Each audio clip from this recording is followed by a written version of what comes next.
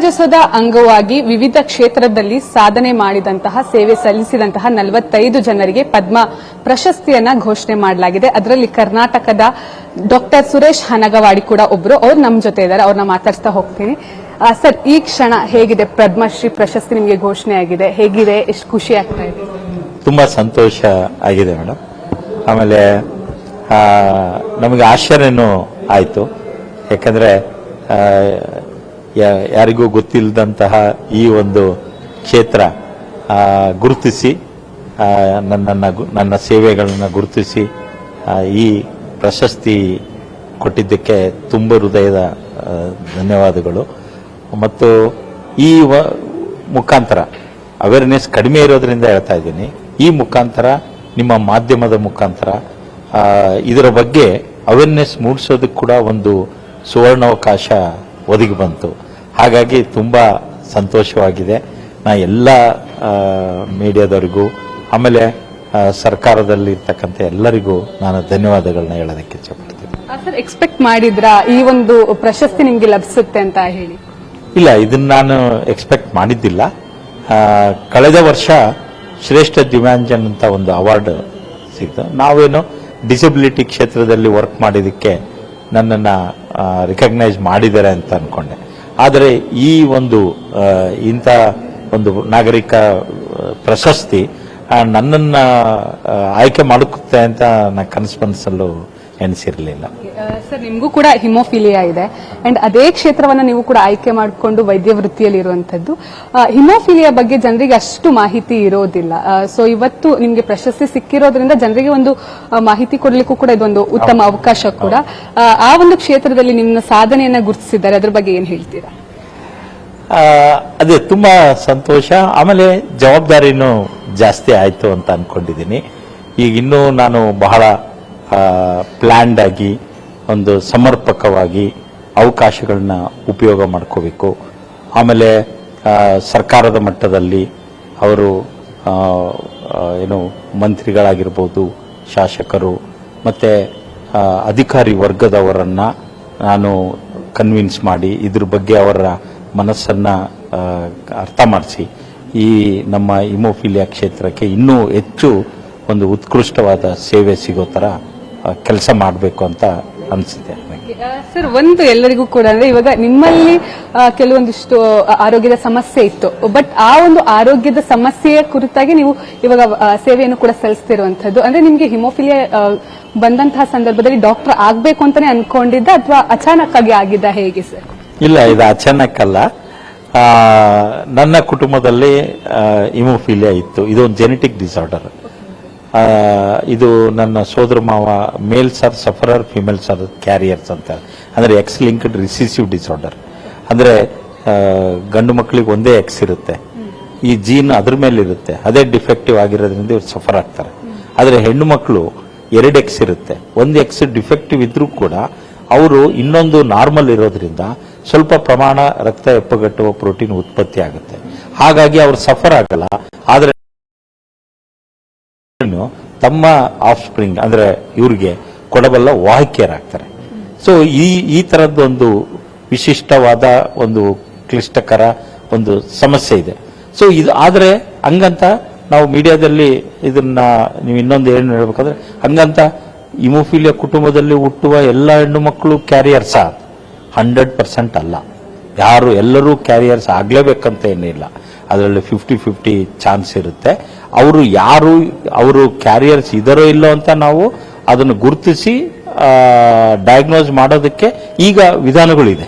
ಎಲ್ಲರೂ label you cannot label any female in the family. So ಅವ್ರಿಗೆ test ಮಾಡಿ ಅವ್ರ ಕ್ಯಾರಿಯರ್ ಇದ್ದಾಳೆ ಅಂದ್ರೂ ಕೂಡ ಅವ್ರು ತಲೆ ಕೆಡಿಸ್ಕೊಳ್ಳೋ ಅವಶ್ಯಕತೆ ಇಲ್ಲ. ಯಾವುದು ಏನ್ ಮಾಡಬೇಕು, ಅವಳು ಪ್ರೆಗ್ನೆಂಟ್ ಆಗಿ 2-3 ತಿಂಗಳು ಗರ್ಭಿಣಿ ಇದ್ದಾಗ ಆ ಗರ್ಭಿಣಿಯಿಂದ ತೆಗೆದು ಅದನ್ನ ಟೆಸ್ಟ್ ಮಾಡಿ ಭ್ರೂಣದಲ್ಲಿ ಆ ಮಗುಗೆ ಹಿಮೋಫಿಲಿಯಾ ಇದೆಯೋ ಇಲ್ಲೋ ಅಂತ ನಾವು ಪತ್ತೆ ಹಚ್ಚಬಹುದು. ಸೊ ಆಗ ಕಾನೂನುಬದ್ಧವಾಗಿ ಗರ್ಭಪಾತ ಮಾಡಿಸ್ಕೊಳ್ಳೋದಕ್ಕೆ ಅವಕಾಶ ಇದೆ. ಸೊ ಇದ್ರ ಬಗ್ಗೆ ನಾವು ತಿಳುವಳಿಕೆ ಕೊಟ್ಟು ಹೆಚ್ಚು ಹೆಚ್ಚು ಹಿಮೋಫಿಲಿಯಾ ಮಕ್ಕಳು ಹುಟ್ಟದಂಗೆ ತಡೆಯುವ ಒಂದು ವಿಧಾನ ಕೂಡ ಇದೆ. ಅಂದ್ರೆ ನೀವು ನಿಮ್ಮ ಮಾವನ ಕಥೆಯನ್ನ ಹೇಳ್ತಾ ಇದ್ರಿ. ಸೊ ಮಾವನ ಬಂದಿರೋ ಕಾರಣದಿಂದಾಗಿ ನೀವು ಡಾಕ್ಟರ್ ಅಂದ್ರೆ ಇಲ್ಲಿ ಹೇಳಿದ್ನಲ್ಲ, ಇದು ಕ್ಯಾರಿಯರ್ ಅದು. ಸೊ ಇದರಲ್ಲಿ ಏನಂದ್ರೆ ನನ್ನ ತಾಯಿ ಕ್ಯಾರಿಯರ್, ನನಗೆ ಹಿಮೋಫಿಲಿಯಾ ಇದು. ಸೊ ಹಾಗಾಗಿ ಅವಳು ಕ್ಯಾರಿಯರ್ ಆಗಿದ್ರಿಂದ ನಾನು ಸಫರರು. ಏನಾಯ್ತು, ಸಾರಿ, ಅದನ್ನು ಮತ್ತೆ ಈಗಾಗಲೇ ಹೇಳಿದಂಗೆ ನನ್ನ ತಾಯಿ ಕೂಡ ಕ್ಯಾರಿಯರ್ ಆಗಿದ್ಲು. ನಾನು ಬಾಧಿತನಾದೆ. ಸೊ ಇದೇನಾಯ್ತು, ನಮ್ಮ ಕುಟುಂಬದಲ್ಲಿ ನಮ್ಮ ಸೋದರ ಮಾವನಿಗೂ ಹಿಮೋಫಿಲಿಯಾ ಇತ್ತು. ನಾನು ಹುಟ್ಟಿದಾಗ ನಾವು ಬೇಸಿಗೆ ರಜಕ್ಕೆ ಬಳ್ಳಾರಿಯಲ್ಲಿದ್ವಿ. ಅವಾಗ ಬೇಸಿಗೆ ರಜಕ್ಕೆ ನಾವು ಹರಿಹರಕ್ಕೆ ಬರ್ತಾ ಇದ್ವಿ. ನಮ್ಮ ಮಾಮ, ಅಜ್ಜ, ಅಜ್ಜಿ ಅವರೆಲ್ಲ ಇದ್ವಿ. ಸೊ ಆ ಸಂದರ್ಭದಲ್ಲಿ ಅವ್ರಿಗೆ ಹಿಮೋಫಿಲಿಯಾದಿಂದ ನಾನಾ ತೊಂದರೆಗಳು ಅನುಭವಿಸಿದ್ರು. ಅಂದರೆ ಜಾಯಿಂಟ್ ಬ್ಲೀಡ್ ಆದಾಗ ನೀಡ್ಲ್ ಹಾಕಿದ್ರು. ಅವ್ರಿಗೆ ವರ್ಸ್ಟ್ ಟ್ರೀಟ್ಮೆಂಟ್ ಸಿಕ್ಕಿತ್ತು. ಸೊ ಹಂಗಾಗಿ ಅವ್ರಿಗೆ ಡಾಕ್ಟರ್ ಅಂದ್ರೆ ಸಿಟ್ಟು. ಸೊ ಆ ಥರ ಒಂದು ಅವ್ರದ್ದು ಮನಸ್ಥಿತಿ. ಸೊ ಆಗ ಅವ್ರು ನನಗೆ ಹೇಳ್ತಾರೆ, ನಿನಗೆ ಹಿಮೋಫಿಲಿಯಾ ಇದೆ ಅಂತ ಗೊತ್ತಾದಾಗ ಸೊ ನೀನು ಒಂದು ಇದನ್ನ ನೀನು ಡಾಕ್ಟರ್ ಆಗಬೇಕು, ಡಾಕ್ಟರ್ ಆಗಿ ಏನಾದರೂ ಮಾಡಬೇಕು, ಇದರಲ್ಲಿ ಏನಾದರೂ ಸಂಶೋಧನೆ ಮಾಡಬೇಕು ಅಂತ ಹೇಳ್ತಾ ಬಂದರು. ಆ ಒಂದು ಎಳೆ ಮನಸ್ಸಿನಲ್ಲಿ ನನಗೆ ಡಾಕ್ಟರ್ ಆಗ್ಬೇಕಂತ ಖಂಡಿತ ಇಷ್ಟ ಇರಲಿಲ್ಲ. ನಾನೊಬ್ಬ ಪೈಲಟ್ ಆಗ್ಬೇಕಂತ ಕನ್ಸ್ಕೊಂಡು ನಾವು ಏನಾರು ಏರೋಪ್ಲೇನ್ ಬಂತಂದ್ರೆ ಹೊರಗಡೆ ಓಡಿ ಬಂದು ನೋಡೋ ಅಂತ ಒಂದು ಇದು. ಸೊ ಹಂಗಾಗಿ ನನಗೆ ಅಷ್ಟು ಈ ಕಿವಿ ಕೇಳಿ ಈ ಕಿವಿ ಬಿಡ್ತಿದ್ದೆ. ಸೊ ಪ್ರತಿ ಇದಕ್ಕೆ ಬಟ್ ಒಂದು ಬೇಸಿಗೆ ರಜದಲ್ಲಿ ಅವರಿಗೆ ವಿಪರೀತ ತಲೆನೋವು ಶುರುವಾಯಿತು. ನಾವು ಇದ್ವಿ ರಜಾ ಒಂದು 15 ದಿನ ಇದ್ದಾಗ. ಸೊ ಅವರಿಗೆ ತಲೆನೋವು ಶುರು ಆದಾಗ ಅವರು ನನ್ನನ್ನು ಜೊತೆಗೆ ಕರ್ಕೊಂಡು ಪ್ಯಾಸೆಂಜರ್ ಗಾಡಿನಲ್ಲಿ ದಾವಣಗೆರೆ CG ಹಾಸ್ಪಿಟ್ಲಿಗೆ ಹೋದ್ವಿ ಹರಿಹರದಿಂದ. ಅವಾಗ ಅವರು ಅಲ್ಲಿ OPD ನಲ್ಲಿ ಹೇಳ್ತಾ ಇದ್ದಾರೆ. ಆಗ ನನಗೆ ನಾನೊಬ್ಬ ಹಿಮೋಫಿಲಿಯಾ ಇದೆ, ನನಗೆ ಬ್ರೈನಲ್ಲಿ ಬ್ಲೀಡಿಂಗ್ ಆಗೋ ಸೂಚನೆ ಇದೆ, ನನಗೊಂದು 2-3 ಬಾಟ್ಲ್ ಬ್ಲಡ್ ಕೊಡಿ ಅಂತ. ಬಟ್ ಆ ಡಾಕ್ಟ್ರಿಗೆ ಸಿಟ್ಟು ಬಂತು, ನಾನ್ ಡಾಕ್ಟರ್ ನೀನ್ ಡಾಕ್ಟರ್ ಅಂತ.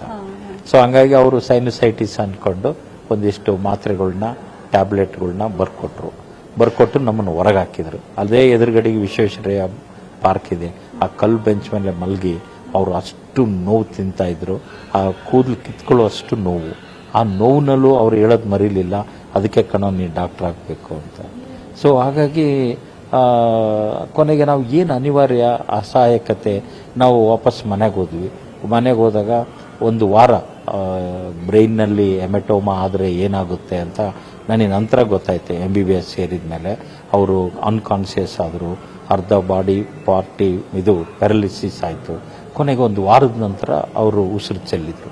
ಸೊ ಈ ಒಂದು ಘಟನೆ ನನಗೆ ಕಲಕಿತ್ತು.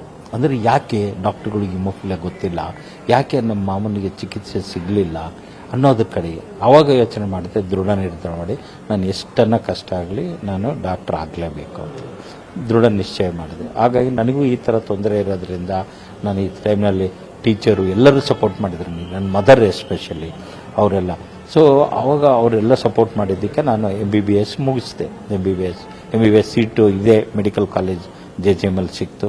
MBBS ಪೂರೈಸಿದೆ. ಆಮೇಲೆ ಕೂತ್ಕೊಂಡು ಯೋಚನೆ ಮಾಡಿದಾಗ ನಾನು ಯಾವುದನ್ನ ಸ್ನಾತಕೋತ್ತರ ಇದಕ್ಕೆ ಹೋಗಬೇಕು ಅಂದಾಗ MD ಪೆಥಾಲಜಿ ಆಯ್ಕೆ ಮಾಡಿಕೊಂಡೆ. 2 ಕಾರಣ. ಒಂದು, ರಕ್ತ ಕ್ಷೇತ್ರದಲ್ಲಿ ನನ್ನನ್ನೇ ತೊಡಗಿಸ್ಕೋಬೋದು. 2ನೇದು, ನನಗೆ ವರ್ಸ್ಟ್ ಡಿಸಬಿಲಿಟಿ 10 ವರ್ಷ 20 ವರ್ಷದ ನಂತರ ಆದರೆ ನಾವೊಂದು ಕಾರ್ನರಲ್ಲಿ ಕೂತು ಒಂದು ಲ್ಯಾಬ್ ಮಾಡಿ ನನ್ನ ಜೀವನ ನಾವು ಮಾಡ್ಕೋಬೋದು. ಈ 2 ಕಾರಣದಿಂದ MD ಪೆಥಾಲಜಿ ಅದನ್ನು ಮುಗಿಸಿ ನಾವು JJ ಮೆಡಿಕಲ್ ಕಾಲೇಜ್ನಲ್ಲಿ ಲೆಕ್ಚರ್ ಆಗಿ ಸೇರಿದೆ. ಈಗ 32-33 ವರ್ಷ ನಾವು ಸರ್ವಿಸ್ ಮಾಡಿದ್ದೀವಿ ಇದು ಪೆಥಾಲಜಿ ಇದರಲ್ಲಿ. ಮಾವನಿಂದ ಶುರುವಾದಂತಹ ಕನಸು ವೈದ್ಯರಾದ್ರಿ. ಇವಾಗ ಎಷ್ಟು ಜನರಿಗೆ ನೀವು ಪ್ರತಿನಿತ್ಯ ಚಿಕಿತ್ಸೆಯನ್ನು ನೀಡ್ತಾ ಇದ್ದೀರಾ ಸರ್?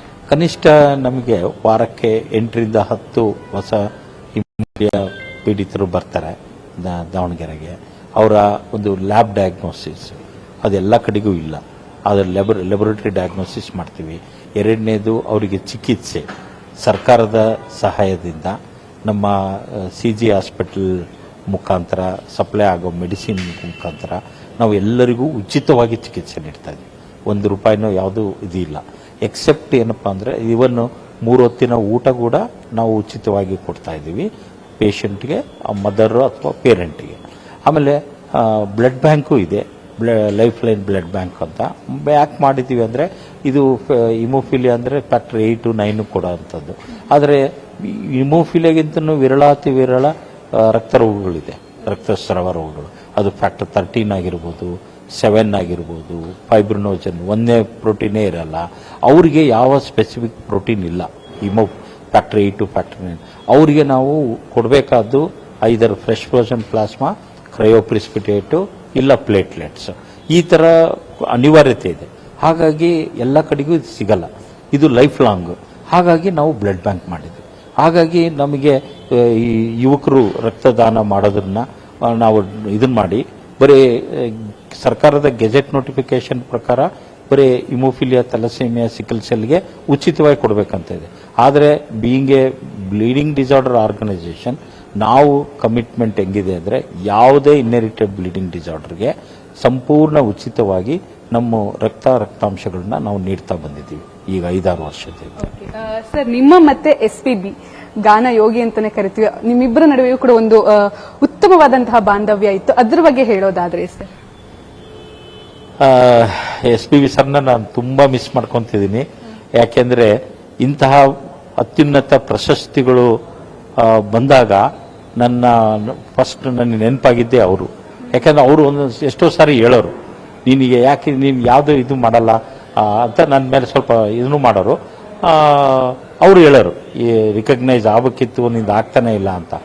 ಸೊ ಅವ್ರನ್ನ ಈಗ ಮಿಸ್ ಮಾಡ್ಕೊಂತ ಇದ್ದೀನಿ. ಈಗ ಬಂದಿದೆ, ಅವರಿಲ್ಲ.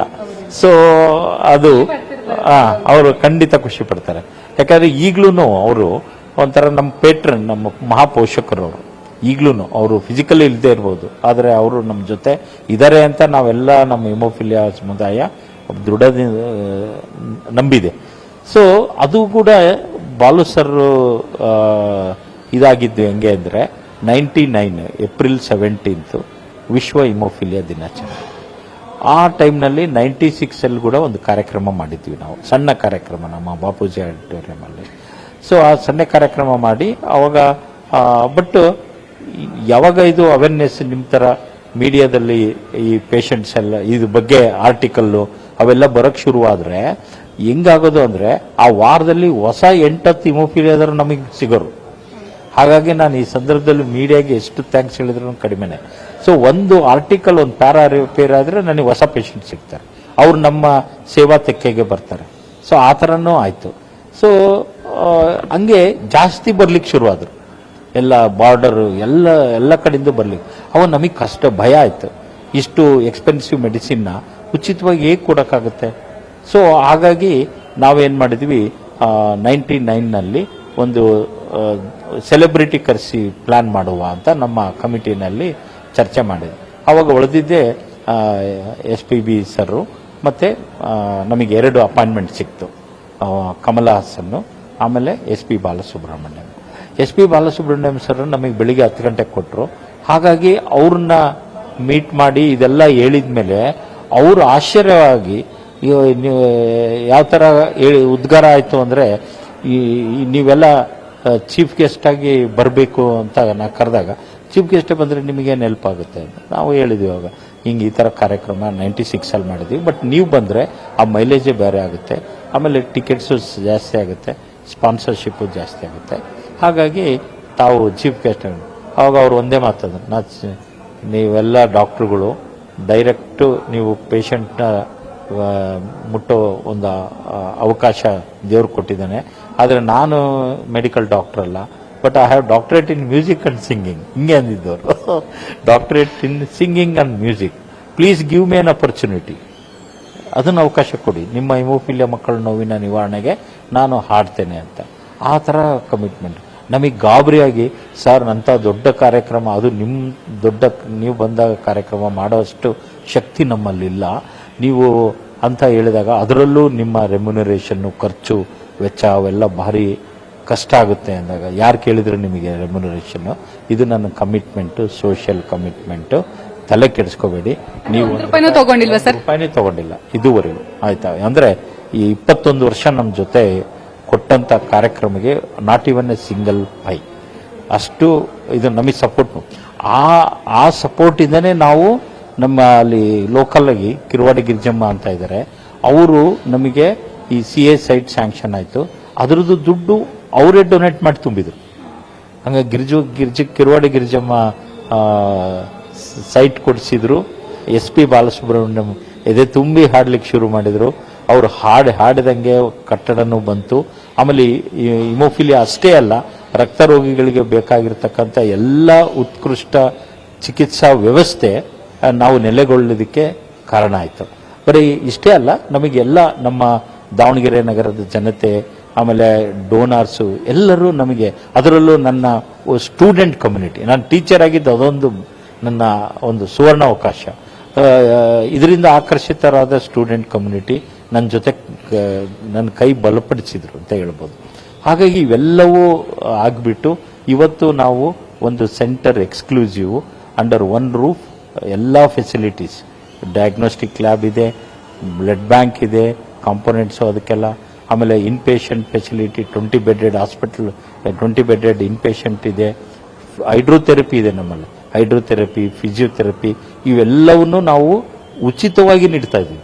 ₹1 ಇದಕ್ಕೆ ಯಾವುದಕ್ಕೂ ಮಾಡಲ್ಲ. ಬಟ್ ಆದರೆ ಒಂದೇ ಒಂದು ಆಗದೆ ಇರೋದು ಅಂದರೆ ಈ ಲ್ಯಾಬ್ ಡಯಾಗ್ನೋಸಿಸ್, ಯಾಕಂದರೆ ಅದಕ್ಕೆ ಬೇಕಾಗಿರ್ತಕ್ಕಂಥ ಪರಿಕರಗಳು ಕಾಸ್ಟ್ಲಿ. ಸೊ ಹಾಗಾಗಿ ಅಂಥ ಪೇಷಂಟ್ಸ್ಗಳಿಗೆ ನಾವು ಸಬ್ಸಿಡೈಸ್ಡ್ ಕಾಸ್ಟ್ನಲ್ಲಿ ಡಯಾಗ್ನೋಸ್ಟಿಕ್ ಫೆಸಿಲಿಟೀಸ್ ಕೊಡ್ತಾ ಇದ್ದೀವಿ. ಒಂದು. ಎರಡನೇದು, ಅಕಸ್ಮಾತ್ ಕೂಲಿ ಮಾಡೋರು, ನಿರ್ಗತಿಕರು, ತುಂಬ ಬಡವರು ಬಂದರೆ ಅದನ್ನೂ ಉಚಿತವಾಗಿ ಮಾಡ್ತೀವಿ. ಕೊನೆಯ ಪ್ರಶ್ನೆ ಸರ್, ಪ್ರಶಸ್ತಿ ಬಂದಿದೆ, ಜವಾಬ್ದಾರಿ ಹೆಚ್ಚಾಗಿದೆ. ಹಾಗೆ ಈ ಒಂದು ಪ್ರಶಸ್ತಿನ ಯಾರಿಗಾದ್ರೂ ನೀವು ಡೆಡಿಕೇಟ್ ಮಾಡಬೇಕು ಅಂತಂದ್ರೆ ಯಾರೆಲ್ಲ ನಿಮ್ ಕಣ್ಮುಂದೆ ಬರ್ತಾರೆ ಈ ಕ್ಷಣಕ್ಕೆ? ಈ ಕ್ಷಣಕ್ಕೆ ನನ್ನ ತಾಯಿ ಕಣ್ಮುಂದೆ ಬರ್ತಾಳೆ. ಯಾಕಂದ್ರೆ ಆಕೆ ಇರ್ಬೇಕಿತ್ತು ಅನ್ಸ್ತದೆ, ಬಾಲು ಸರ್ ಇರ್ಬೇಕಿತ್ತು ಅನ್ಸುತ್ತೆ. ಸೊ ಹಾಗಾಗಿ, ಯಾಕಂದ್ರೆ ಅವ್ರು ಯಾರು ನಮ್ಮಮ್ಮ ಪಟ್ಟ ಕಷ್ಟ ಅಷ್ಟಿಷ್ಟಲ್ಲ. ಆಕೆ ಯಾವಾಗ ಕ್ಯಾರಿಯರ್, ಆಕೆ ಎಜುಕೇಟೆಡ್ ಇರಲಿಲ್ಲ, ಬಟ್ ಆದರೆ ಅರ್ಥ ಮಾಡ್ಕೊಂಡಿದ್ಲು ಹಿಮೋಫಿಲಿಯಾ ತನ್ನ ಮಗನಿಗೆ ಹೇಗೆ ಬಂತು, ಅದು ತನ್ನ ಮುಖಾಂತರನೇ ಬಂತು. ನನ್ನ ಕ್ಯಾರಿಯರು, ನನ್ನ ಡಿಫೆಕ್ಟಿವ್ ಜೀನೇ ಇವತ್ತು ನನ್ನ ಮಗ ಸಫರ್ ಆಗ್ತದೆ. ಅಂದರೆ I always tell, we suffer physically versus our mother suffer psychologically. ಆಕೆಗೆ ಏನು ಅನಿಸ್ತಿತ್ತು ಅಂದರೆ, ಒಂದ್ಸರಿ ರಾತ್ರಿ, ಅವಾಗೆಲ್ಲ ಟ್ರೀಟ್ಮೆಂಟೇ ಇಲ್ಲ, ರಾತ್ರಿ ಸಿಕ್ಕಾಬಟ್ಟೆ ಪೇಯ್ನು, ಕಾಲು, ನನಗೆ ತಣ್ಣೀರು ಬಟ್ಟೆ ಹಾಕೊಂತ, ice pack, pain killer, ointment ಹಾಕೊಂತ ಆಕೆ ದೇವ್ರನ್ನ ಶಪಿಸಿದ್ಲು. ಏನಂದ್ಲು, ನೀನು ಕೊಡೋದಾದ್ರೆ ನನಗೆ ಡೈರೆಕ್ಟಾಗಿ ಕೊಡಬೇಕು, ಯಾಕೆ ನನ್ನ ಮುಖಾಂತರ ನನ್ನ ಮಗನಿಗೆ ಸಫರ್ ಮಾಡೋ ಥರ ಮಾಡಿ ಅವನು ಸಫರ್ ಆಗೋದು ನಾನು ಕಣ್ಣಿಂದ ನೋಡ್ಬೇಕಾ, ಇದೆಂಥ ಅನ್ಯಾಯ ಅಂತ ಹೇಳ್ತಾ ಇದ್ರು. ಹಾಗಾಗಿ ಪ್ರತಿಯೊಂದು ಹಿಮೋಫಿಲಿಯಾ ಕುಟುಂಬದಲ್ಲಿ ಬರೀ ಚಿಕಿತ್ಸೆ ಕೊಡೋದು ಅಷ್ಟೇ ಅಲ್ಲ, ಈ ಎಲ್ಲ ಸೋಷಿಯಲ್ ಇಶ್ಯೂಸ್ನ ನಾವು ಅಡ್ರೆಸ್ ಮಾಡೋ ಒಂದು ವ್ಯವಸ್ಥೆ ಮಾಡಬೇಕು. ಇಲ್ಲಾಂದರೆ ಅವರು ಡಿಪ್ರೆಷನ್ಗೆ ಒಳಗಾಗ್ತಾರೆ ಅಥವಾ ಸುಸೈಡಲ್ ಟೆಂಡೆನ್ಸಿಗೆ ಹೋಗ್ತಾರೆ. ಇವೆಲ್ಲ ಇರೋದ್ರಿಂದ ಬರೀ ನೋಡೋದಕ್ಕೆ ಹಿಮೋಫಿಲಿಯಾ ಅಂದರೆ ಫ್ಯಾಕ್ಟರ್ ಕೊಡು, ಬ್ಲೀಡಿಂಗ್ ನಿಲ್ಲಿಸು ಅಂತ, ಬಟ್ ಹಂಗಿಲ್ಲ. ನೀವು ಡೀಪಾಗಿ ಹೋದ್ರೆ ಬಹಳ ಇದೆ. Thank you. ಇದಿಷ್ಟು ಡಾಕ್ಟರ್ ಸುರೇಶ್ ಹನಗವಾಡಿ ಅವರ ಮಾತಾಗಿದೆ. ಬಾಲ್ಯದಲ್ಲಿ ಒಬ್ರು ಪೈಲಟ್ ಆಗ್ಬೇಕು ಅಂತ ಕನಸ್ಕೊಂಡಿದ್ರು, ಆದ್ರೆ ತನ್ನ ಮಾವನಿಗೆ ಅವರಾಗಿರುವಂತದ್ದು ಇದೀಗ ಅವರ ಈ ಒಂದು ಪಯಣ ಪದ್ಮಶ್ರೀ ಪ್ರಶಸ್ತಿವರೆಗೂ ಕೂಡ ತಂದು ನಿಲ್ಲಿಸಿರುವಂತದ್ದು. ಹೀಗಾಗಿ ಇವರಿಗೆ ಪವರ್ ಟಿವಿ ವತಿಯಿಂದಲೂ ಕೂಡ ಮತ್ತೊಮ್ಮೆ ಕಂಗ್ರಾಚುಲೇಷನ್ಸ್ ಹೇಳ್ತಾ, ಕ್ಯಾಮರಾ ಪರ್ಸನ್ ಜಯಂತ್ ಜೊತೆ ಸುಷ್ಮಿತಾ ಪೂಜಾರಿ, ಪವರ್